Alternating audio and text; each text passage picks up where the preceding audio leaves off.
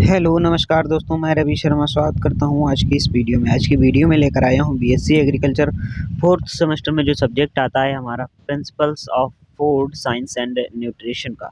तो इससे रिलेटेड मैं काफ़ी सारे वीडियोस डाल चुका हूं। यदि आप लोगों ने नहीं देखे हैं तो डिस्क्रिप्शन में आपको प्लेलिस्ट की लिंक मिल जाएगी, वहाँ से आप लोग जा कर के जो है सारे के सारे वीडियोज़ देख सकते हैं। और अभी तक अगर आप लोगों ने चैनल को सब्सक्राइब नहीं किया है तो सब्सक्राइब कर लीजिए, जिससे मैं जो वीडियो डालूँगा उसकी नोटिफिकेशन आपके पास सबसे पहले पहुँचेगी। तो पहला क्वेश्चन है हमारा, ठीक है। इससे पहले के जो क्वेश्चंस हैं वो उन्हीं वीडियोज़ में है, ठीक है। जो प्लेलिस्ट है उसी में आपको मिल जाएगा। सारे के सारे जो हैं हमने पार्टों में डिवाइड करके रखे हैं, सभी वीडियो आपको आराम से मिल जाएंगे, ठीक है। तो पहला क्वेश्चन है हमारा, निम्नलिखित कथनों पर विचार कीजिए। एक, बैगन आयरन का अच्छा स्रोत है। दूसरा, कद्दू विटामिन ए का अच्छा स्रोत है। उपयुक्त कथनों में से कौन सा से सही है या है, ठीक है। तो ये बताना है कि कौन सा इसमें से जो है सही है। तो इसका जो है राइट आंसर दोस्तों हो जाएगा, वो हो जाएगा 1 और 2, ठीक है। 1 और 2 सी वाला हमारा राइट आंसर हो जाएगा। 1 और 2 दोनों ही, ठीक है। फिर उसके बाद चलते हैं अगले प्रश्न पर। इस प्रश्न में दोस्तों पूछा गया है कि मधुमेह रोगियों द्वारा उपयोग किए जाने वाले स्वीटेक्स, ठीक है। क्या पूछा गया है कि स्वीटेक्स में ऊर्जा की मात्रा होती है। मधुमेह रोगियों में द्वारा उपयोग किए जाने वाले स्वीटेक्स में ऊर्जा की मात्रा होती है। तो कैसी मात्रा होती है? वो होती है 0 कैलोरी होती है। कैसी होती है? 0 कैलोरी होती है। फिर उसके बाद आता है अगला प्रश्न। इसमें पूछा गया है कि निम्नलिखित में से किसे कभी-कभी विटामिन एच भी कहा जाता है। इसमें से जो है किसे कभी-कभी विटामिन एच भी कहा जाता है। तो किसे कहा जाता है? बायोटिन को। बायोटिन को जो है कभी-कभी विटामिन एच भी कहा जाता है। फिर उसके बाद आता है अगला प्रश्न। इसमें पूछा गया है दोस्तों कि निम्नलिखित में से कौन सा खाद्य पदार्थ आयरन से भरपूर है। तो कौन सा इसमें से जो है खाद्य पदार्थ जो है आयरन से भरपूर है, वो है दालें, ठीक है। दालें जो हैं खाद्य पदार्थ आयरन से कैसी हैं? भरपूर हैं। फिर उसके बाद आता है अगला प्रश्न। इसमें पूछा गया है कि हाल ही में कैंसर से सुरक्षा प्रदान करने वाले एक यौगिक सल्फोराफेन की खोज की गई है। यह निम्नलिखित में से किसमें पाया जाता है? तो किसमें पाया जाता है? ब्रोकोली में पाया जाता है। किसमें पाया जाता है? ब्रोकोली में पाया जाता है। फिर उसके बाद आता है अगला प्रश्न।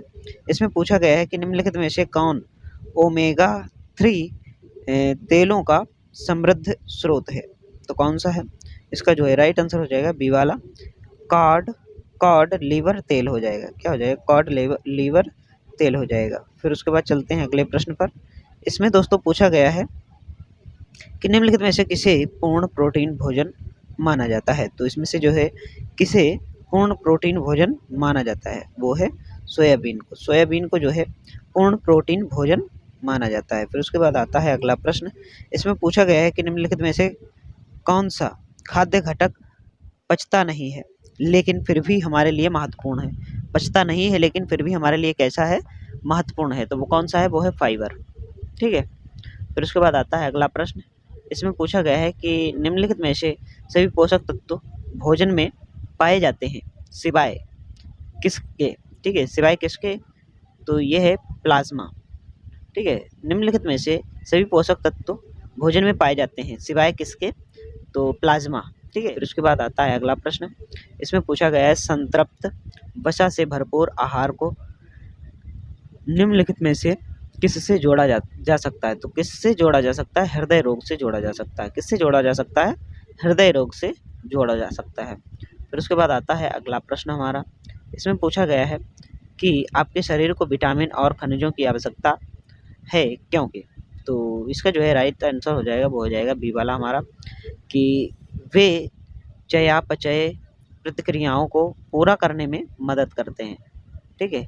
आपके शरीर को विटामिन और खनिजों की आवश्यकता होती है क्योंकि वे चयापचय प्रतिक्रियाओं को पूरा करने में आपकी मदद करते हैं। फिर उसके बाद चलते हैं अगले प्रश्न पर।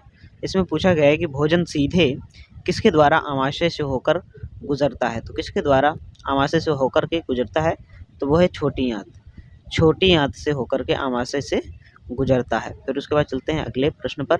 इसमें पूछा गया है कि शरीर को ठीक से काम करने के लिए जिस खाने की आवश्यकता होती है वह है, तो वह कौन सा है? वो है कैल्शियम। फिर उसके बाद पूछा गया दोस्तों एन ऊर्जा की एक इकाई है जो भोजन में निहित ऊर्जा की मात्रा को इंगित करती है, तो इसका जो है राइट आंसर हो जाएगा वो हो जाएगा कैलोरी। ठीक, कैलोरी ऊर्जा की एक इकाई है जो भोजन में निहित ऊर्जा की मात्रा को इंगित करती है। फिर उसके बाद आता है अगला प्रश्न। इसमें पूछा गया है कि इसमें से किसे पोषक तत्व नहीं माना जाता है, तो फाइबर को जो है पोषक तत्व नहीं माना जाता है। फिर उसके बाद आता है अगला प्रश्न। इसमें पूछा गया है कि खाद्य लेवल पर इनमें से क्या आवश्यक है, तो खाद्य लेवल पर जो है उपरोक्त सभी आवश्यक हैं। कुल कार्बोहाइड्रेट और शर्करा, लोहा, ये सभी आवश्यक हैं। फिर उसके बाद आता है अगला प्रश्न। इसमें पूछा गया है कि खट्टे फल किसका एक उत्कृष्ट स्रोत है। खट्टा फल जो है किसका एक उत्कृष्ट स्रोत है, किसका है? वो है विटामिन सी का। विटामिन सी का एक उत्कृष्ट स्रोत है। फिर उसके बाद आता है अगला प्रश्न। इसमें पूछा गया है किस भोजन में सबसे अधिक वसा होती है, तो कौन से भोजन में जो है सबसे अधिक वसा होती है, तो वो होता है ब्राउनीज। ठीक है, किसमें होता है? ब्राउनीज में। फिर उसके बाद आता है अगला प्रश्न। इसमें पूछा गया है कि शरीर के संरचनात्मक घटकों के निर्माण और रख रखाव के लिए निम्नलिखित में से कौन सा पोषक तत्व आवश्यक है, तो कौन सा पोषक तत्व आवश्यक है? वो है प्रोटीन। प्रोटीन जो है आवश्यक है। फिर उसके बाद आता है लास्ट प्रश्न हमारा। इसमें पूछा गया है कि निम्नलिखित में से कौन सा पोषक तत्व धूप विटामिन के रूप में जाना जाता है, तो कौन सा है? वो हो जाएगा विटामिन डी। ठीक है, विटामिन डी जो है पोषक तत्व धूप विटामिन के रूप में जाना जाता है। आप लोगों को ये वीडियो कैसा लगा है कमेंट बॉक्स में ज़रूर बताइए, और चैनल को अगर अभी तक सब्सक्राइब नहीं किया है तो सब्सक्राइब कर लीजिए, जिससे मैं जो वीडियो डालूंगा उसकी नोटिफिकेशन आपके पास सबसे पहले पहुंचेगी। तो मिलते हैं किसी नेक्स्ट वीडियो में, तब तक के लिए जय हिंद, जय भारत, राम राम।